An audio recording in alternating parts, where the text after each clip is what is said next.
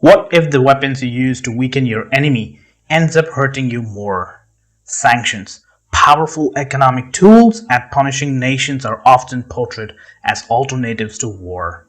But behind the headlines lies a more complex story.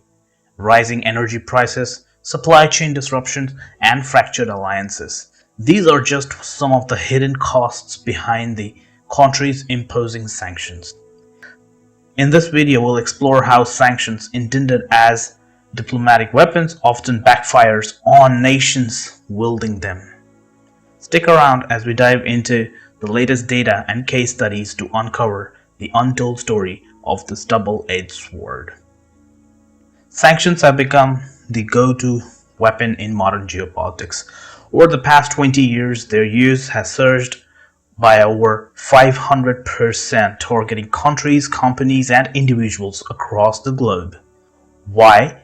Because they are seen as a way to apply pressure without sending troops into battlefield. Take the ongoing conflict between Russia and Ukraine. Since 2022, Western nations have imposed over 14 rounds of sanctions on Russia, targeting everything from energy exports to luxury goods. But these sanctions haven't just hurt Russia, they have sent shockwaves throughout economies of countries enforcing them.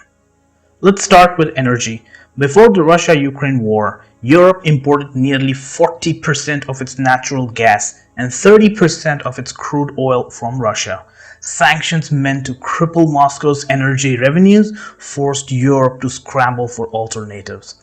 While this reduced dependence on Russian gas to under 16% by 2024, it came at a steep cost: skyrocketing energy prices. In Germany, the industrial heart of Europe, energy-intensive industries like steel and chemical saw production costs surge, leading to 3% contraction in key sectors in 2023.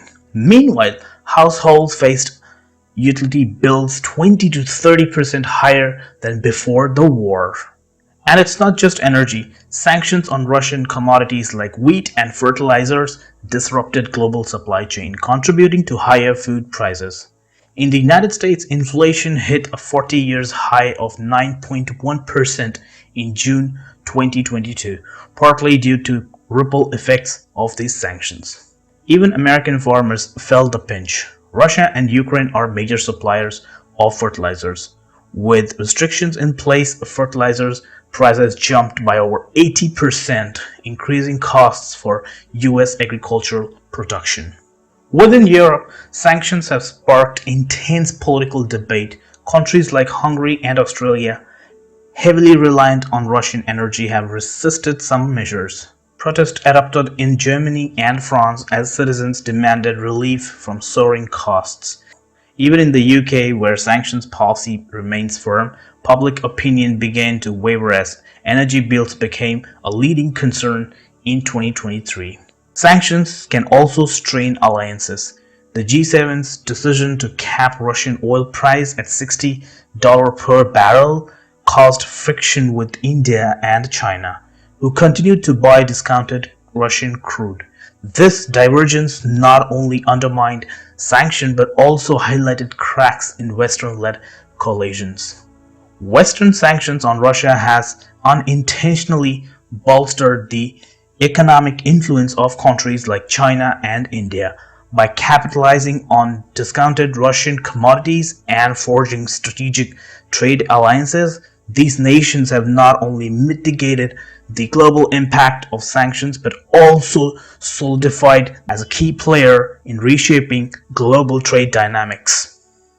India has significantly ramped up its imports of Russian oil since the imposition of sanctions by Western nations. Between 2021 and early 2024, India's import of Russian oil surged from $5.25 billion to nearly $46.47 billion.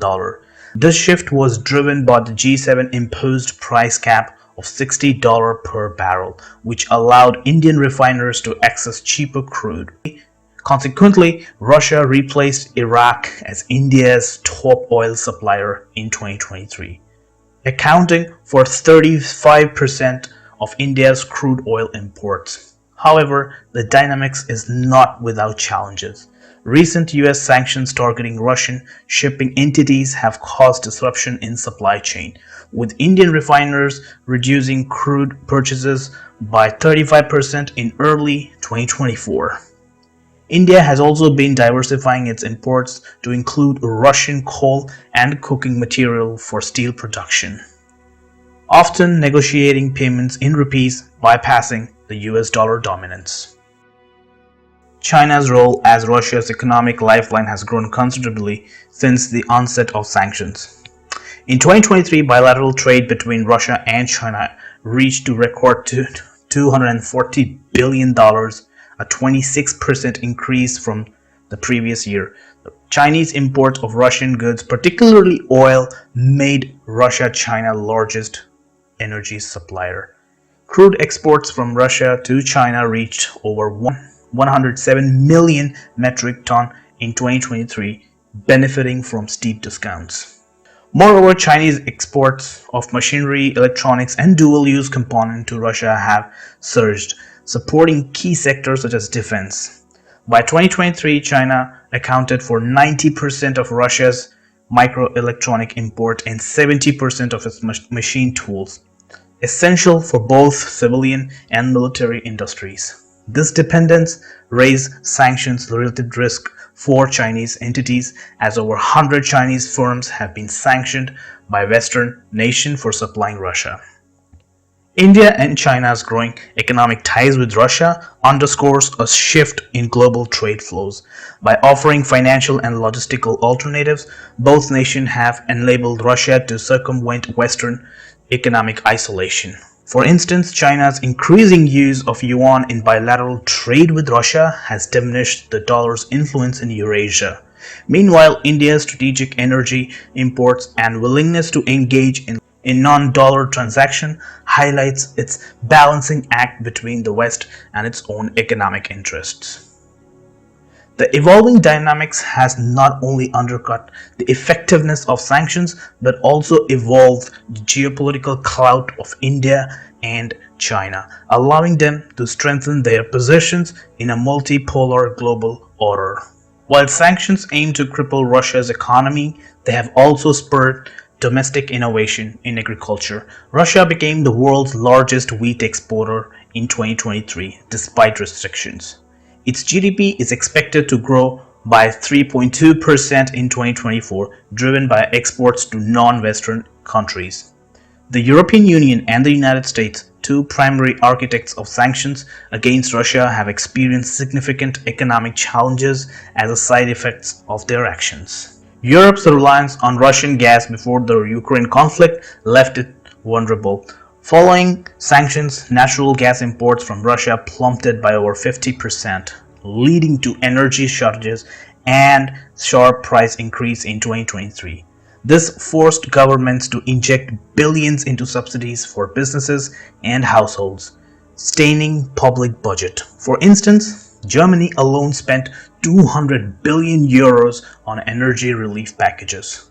The sanctions disrupted fertilizer supplies and grain exports from Russia and Ukraine, causing food prices to spike globally. European farmers faced higher input costs, and food prices in the region rose nearly by 12% in 2023. Sanctions targeting sectors such as technology and finance impacted US businesses with exposure to Russian markets. Companies reliant on rare materials like titanium used in aerospace and automotive industries faced supply chain constraints, leading to reduced output. By the late 2023, inflation rate in Europe averaged 5%, with spike in food and energy categories due to disrupted supply chain and rising commodity prices. Similarly, the US witnessed heightened inflationary trends in energy and essential goods, sparking discontent among voters. Public discontent boiled over in several EU countries. France and Italy saw protests against high living costs and government spending on Ukraine-related aid packages, which many citizens perceived as burdensome, aims their economic hardship. Populist parties in Europe capitalized on this discontent, gaining traction by opposing sanctions and championing domestic economic priorities. In the US, inflation and its precise link to foreign policy became a key topic in 2024 presidential campaign. While sanctions serve strategic geopolitical objective, their domestic costs underscore a critical challenge: how to balance foreign policy ambitions with domestic stability. The economic toll on key industries, inflationary pressures, and rising public discontent present growing risks to the political stability and global leadership of sanction-imposing nations. Sanctions often hurt the very people they aim to protect. Restricting access to essential goods like medicine, food, and energy have devastating consequences for civilian population. In Iran, US sanctions have severely restricted access to life-saving medicines and medical equipment. Despite exemptions for humanitarian aid, reports indicate a 40% drop in availability in certain cancer and rare disease treatment in recent years. Countries like Venezuela have suffered catastrophic economic collapse due to sanctions. Hyperinflation and food shortages forced millions into poverty, with over 90% of Venezuelans living below the poverty line by 2023. Malnutrition among children has become a widespread issue.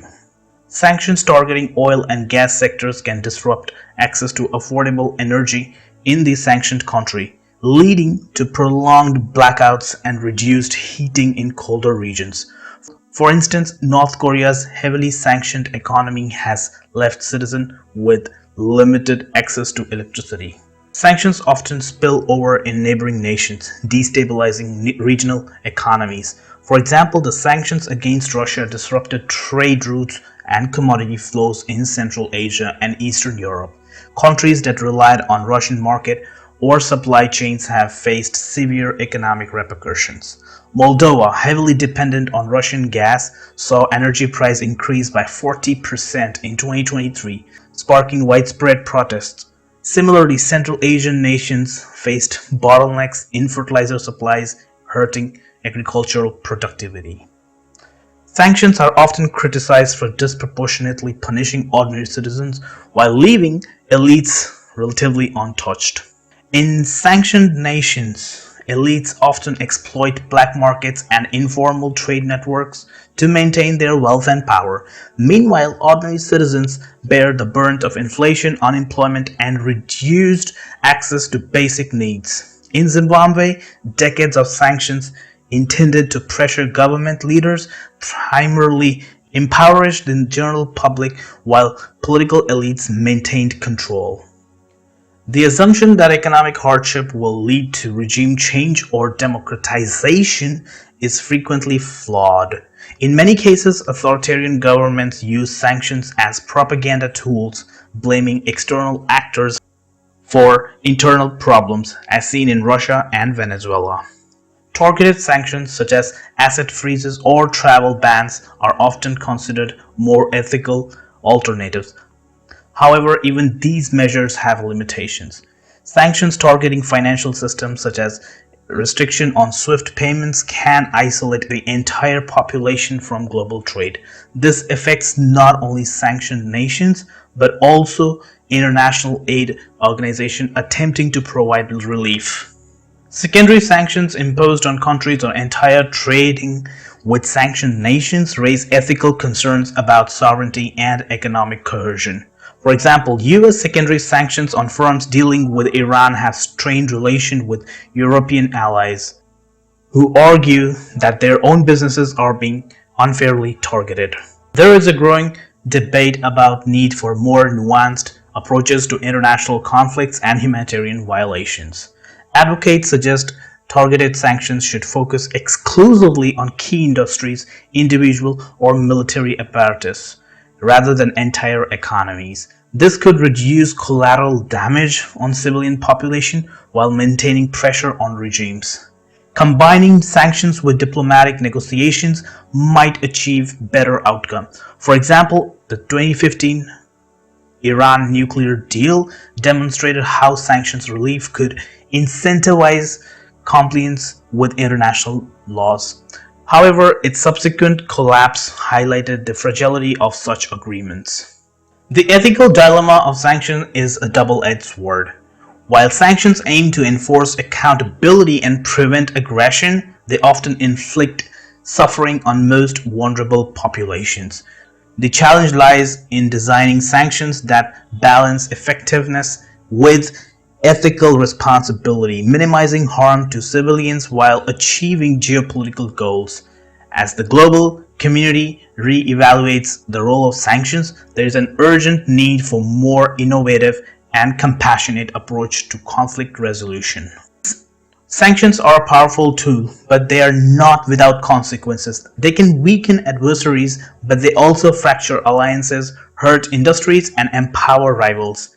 To wield sanctions effectively, nations must strike a delicate balance between short-term goals and long-term repercussions. As global power dynamics shift, one thing is clear: sanctions may be a double-edged sword, but how they are used will shape the future of international relations. If you found this video insightful, don't forget to like, share, and subscribe for more deep dives into global geopolitics. Let us know in the comments, are sanctions an effective tool, or do their costs outweigh the benefits? Thanks for watching, and see you in the next video.